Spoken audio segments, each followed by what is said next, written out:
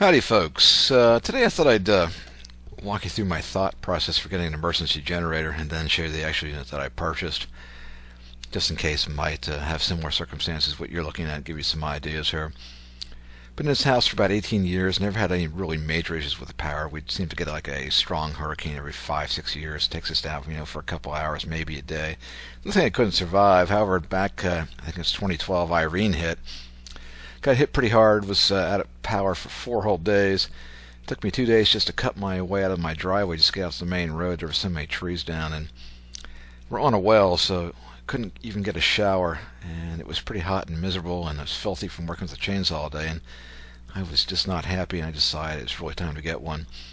Anyway, moving forward, I didn't really want to go with what we're looking at here, one of these so-called standby generators, because they're fairly expensive. You have to put them in. They're permanent. You have to get a pad. Plus, you have to get a big propane tank. And that's probably $600 more just for the tank. Then you have to fill it with propane. That's probably another, whatever, $500-$600, depending on how much it holds. And then when the power goes out, these babies come on automatically, but they stay on until the power comes back. So if you're down for many days, and these things are burning, a gallon or two every hour, and they're running all the time, you're going to burn through a lot of propane and have a pretty big propane bill just to have power for a few days. And really all I need is I want to have a generator so I can run the well and some hot water and take a shower. Then when I'm finished, maybe watch some TV and then turn the thing off. So maybe run it for 2 hours a day at the most. And it's also not nice to run these things at night when people are trying to sleep in the neighborhood and you get your damn generator running, keeping them awake. Anyway, decided to go with some small portable generator. I talked with the local electrician who does a lot of emergency generator systems, and he really recommended going with a propane-based system just because the gasoline is such a pain in the butt. It goes stale if you don't use it, and you have to run the generators. If the gasoline sits in there, it gums up the carburetors, especially with this new 10% ethanol gasoline. He said he's to the point where he doesn't want to sell them anymore just because he is always getting called back to the customers to get the thing running again. In any case, Generac just had the time had come out with this LP5500, and it seemed like a perfect fit for what I needed. It was propane based, it was inexpensive, it was portable, and just enough juice to run the well and a hot water heater. I gave it a few months, and so other people started buying them. You can see the reviews on both Amazon and some other sites, but they weren't getting great reviews. It seemed the big consensus was that they were hard to start. And this particular unit does not have electric start, so you're there pulling on a cord. And so if you're in an emergency situation, the damn thing won't start, and you're just yanking on this cord, you're getting frustrated, and it's just not really where I wanted to be.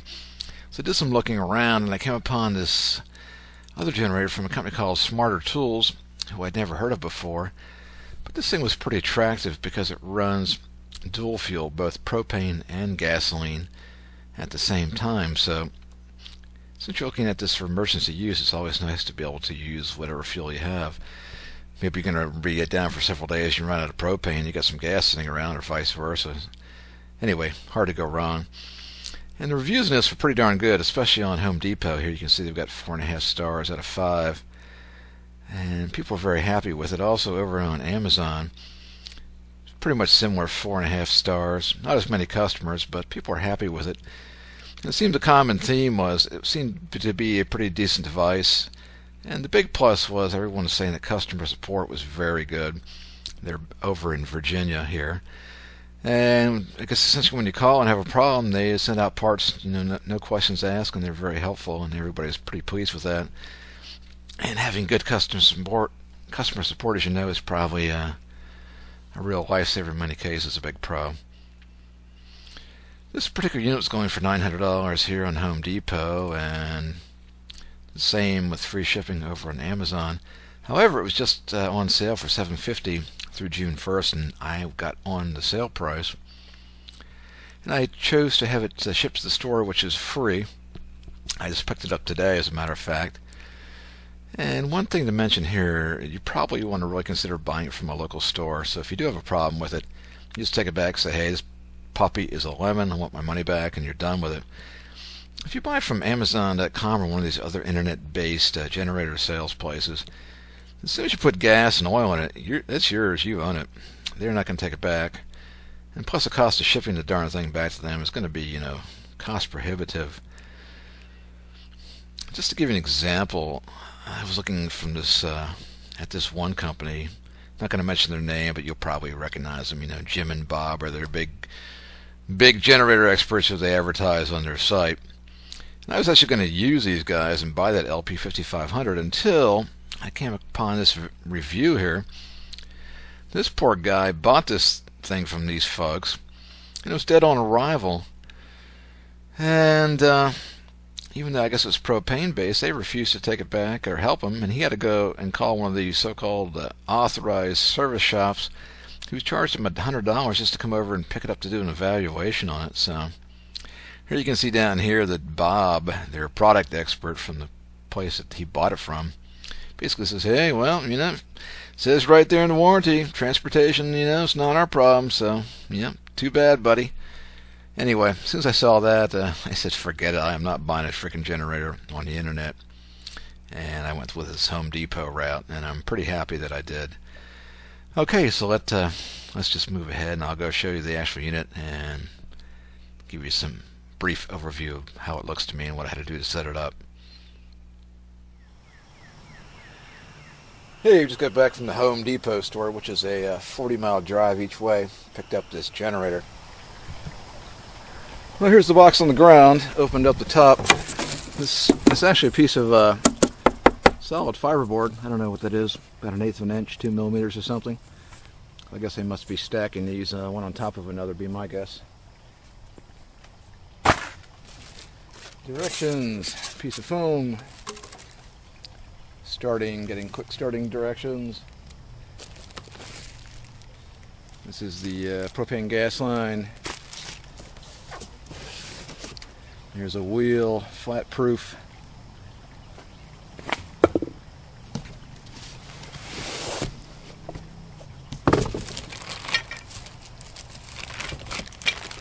Some hardware, looks like the axles. The other wheel.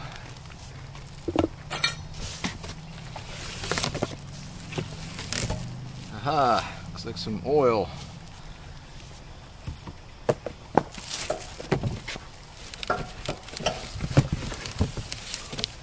And this looks like one of the handles.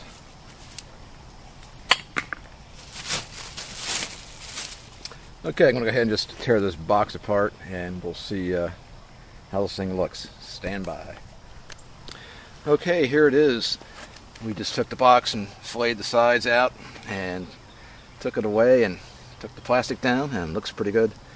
This is what I was able to see through the where the hole had been punctured in the box, so it looks like there was no damage to anything. We got this space here, and it comes with a battery, which is nice. That'll save us $40–50 every time to buy a battery. I think the thing to do at this point is to get those instructions and see what needs to be done, and I'll do that, and I'll be right back with you. The first thing we do is put the two wheels on. There's just a single bolt / axle that goes through this mounting point here on the frame.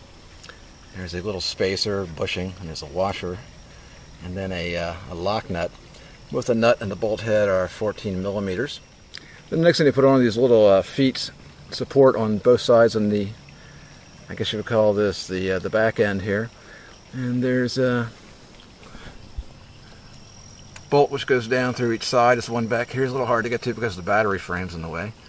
And it's a 14 millimeter on top, and the nut on the bottom is a 13, and there's no washers provided. And of course the one over here on the other side. Then the final hardware are these handles. There's just a single bolt that goes through the frame to this side with a nut over there. Once again, there's no washers of any sort provided. And those are both 10 millimeters on the bolt and the nut. Okay, the next thing to do, we have to take off this rubber mount down here. There's a big warning label here. It's basically providing support for the generator. I guess during shipment they don't want it to be there when it's actually running. And then we'll have to put some oil into it and hook the battery up, so I'll be right back. Here's where the oil goes in. There's plenty of warnings on this engine as shipped that there's no oil in it, not to start it before you put the oil in. There's one here. There's a second one up on the top on the gas cap warning that there's no oil, and also to use only unleaded gasoline. And then over on the recoil starter cable, there's a third warning. So if anybody starts this thing up without oil on it, they're definitely not paying attention. While we're under here, here is the manual shutoff for the gasoline, which you want to be off when you're going to run propane. And speaking of propane, right next to is the inlet port for that propane hose. So we'll have to hook that up last. Here's a little bit of poor craftsmanship. Right here is where we put the oil in. And you have to turn this off. But the problem is it's hitting this piece of metal which is used to clamp the hold the battery down. So we're going to have to take this off of here and take it in the shop and grind that down about 1/8 or 1/4 of an inch. Hey, up on the top looking down, just to show you the gas cap, there is a little strainer inside to keep the big particles of dirt getting into your gas tank. And also a chain on the cap to keep the cap from flying away. And then over here is a little gas gauge, which is always nice if you have one of these filters in it, because you can't really see how much gas is in there when you're pouring it in with that strainer there. Okay, I've got the oil in it. I didn't want to use the oil that came with it since it didn't really seem to have any labels on it. It's probably the cheapest stuff I could finally find. So I had some Mobile Super 10W30, which is what it calls for, 10W30. And this took the whole bottle, and I'd already used a little bit out of the bottle, so close to 1 quart. Seems like this is a plastic screw-in cap here in the oil. It looks like the threads were cross-threaded, and you can see that there's marks, plier marks on this guy. So they probably had a problem getting it on the factory, and they cross-threaded it. Anyway, I'm going to give this thing a check out and call the customer support, which is right over here in Virginia. According to all the reviews on both Amazon and Home Depot website, the customer support is very good, so I don't expect any problems there. Also, I took this clamp down strap for the battery and ground this down a little bit, put round corners on it. This is what the other side was. And now we should be able to get to our cap on. Actually, probably what I had to do and just take it and flip it around, but I didn't think of that ahead of time. Alright, so I got to hook the battery up yet, and then hook the propane up, and then give the instructions one more read-through. Just make sure I haven't missed anything, and then we'll fire this baby up, and you'll be here with me for the first time to see how quickly it starts or doesn't start. Alright, next step coming up. Alright, just about ready to go here. I connected the propane hose up to the inlet port here in the engine. It didn't say to use the thread seal tape, but I did anyway. This is pink heavy duty. Of course, I couldn't find my yellow gas tape. And then this connects over to the 20-pound propane bottle, and this is all provided except the propane bottle. Now they say to make sure that the choke is not on for propane. So if we look over here on this particular guy, this is the choke.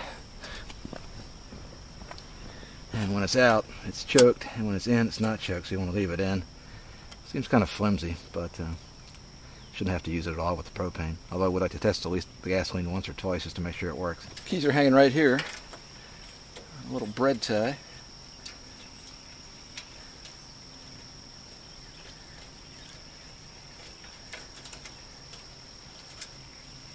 Make sure the gas bottle's on. And let's hope we don't have any problems here. Put the key in the ignition, turn it on, and start it.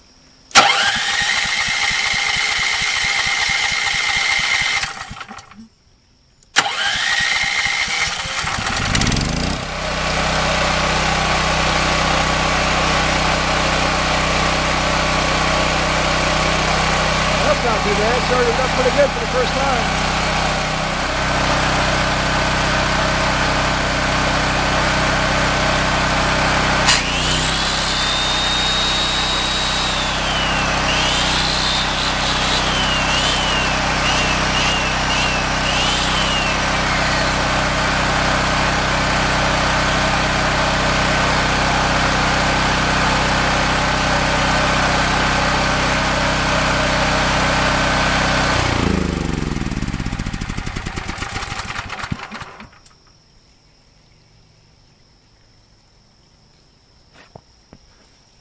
There you go, turn the gas bottle off.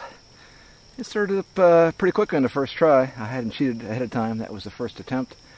And then of course I plugged this light in and I blew the light bulb out right away. Probably the vibration off of that generator set. But actually, things a lot smoother and less noisy than I thought it would be. That's really not all that offensive. Of course, I imagine if it was running for a couple hours, it might get on your nerves. I didn't see any braking procedures in the user guide, so I'm going to have to go do some research on that. And maybe give a company a call, see what the deal is there. And I'll let you know what I find out. And we'll think of some more tests to do on this thing. I probably need to get a voltmeter out here and check the voltage. I don't have an oscilloscope, so we can't check the cycle, the frequency of the power, and the sine wave, see how clean it is. But maybe I'll figure something out for that too.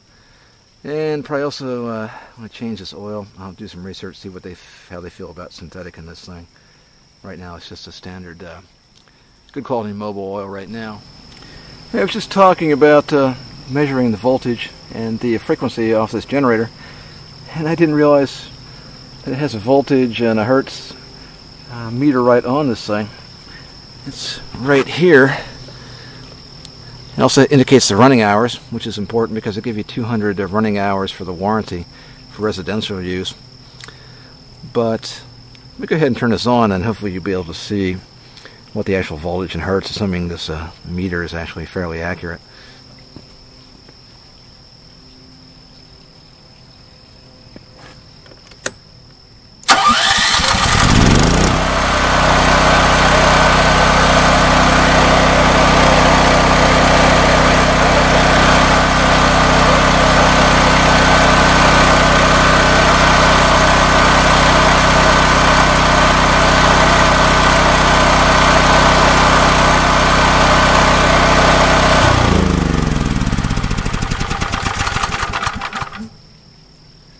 I don't know if you can see it or not, but it was jumping between 124 and 125 volts, which is pretty good.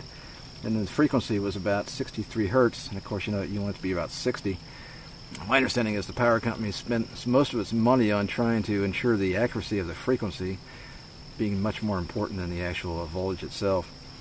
But 63 sounds pretty good.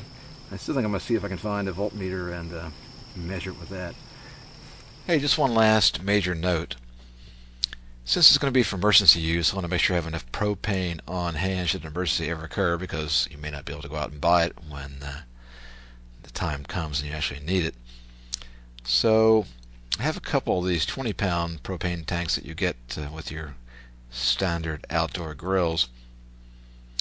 But I thought that it might be nice to have something a little bit bigger, and I found that Lowe's and a few other people sell this 40-pound propane tank. And it's $80. I'm probably going to buy one or two of these and just go down and have it filled at the local propane place here, and keep these in the shed for emergency use. You know, theoretically this propane will last forever. It's not going to go inert.